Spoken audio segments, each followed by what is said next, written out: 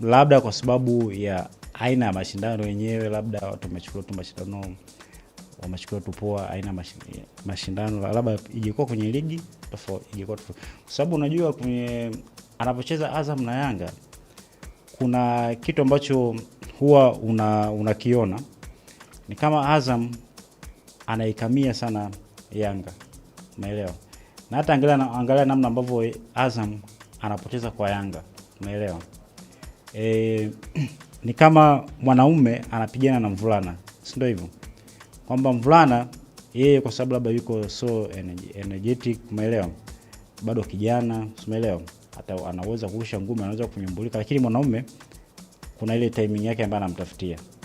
Kwa hata kwenye ile mechi ya jana ukiangalia, mpaka jana Maila nilikuwa namwambia, unaona hii mechi inavyochezwa, kuna asilimia kubwa Azam wakafungwa, sio hivyo? Ni labda aina ya malengo ambayo labda Azam wako nayo, lakini sijui labda wao wenyewe, umeelewa? Lakini kwangu mimi naona bado tuna safari ndefu sana kwenye aina ya ligi yetu, umeelewa? Hiyo ya kwanza. Lakini ya pili, kwangu mimi kwa msimu huu toka umeanza, nimejaribu kuangalia mechi za Yanga nyingi. Nadhani hata tulivyokuwa kipindi kabla kijanza nilikuwa nawaambia kwamba ubora wa Yanga kwa asilimia kubwa umeshuka. Yaani Yanga sasa hivi sio ile Yanga ya misimu ile mitatu iliyopita.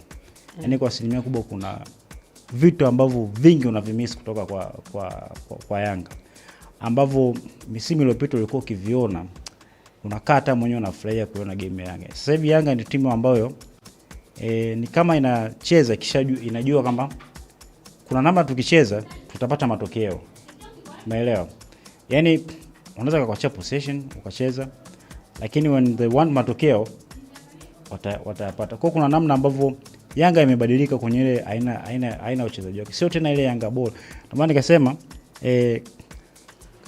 kama Simba pamoja na Azam au na Singida wakijipanga vizuri au wangekuwa wamejipanga vizuri, nadhani kwenye msimu huu wangeweza zaidi kufanya vizuri, kwa sababu ukiangalia msimu wakati tunaanza Yanga alifanya usajili wa wachezaji takriban 7 mpaka 8, sio? Lakini katika wachezaji wote hakuna hata mchezaji mmoja ambaye amefanyaje, ambaye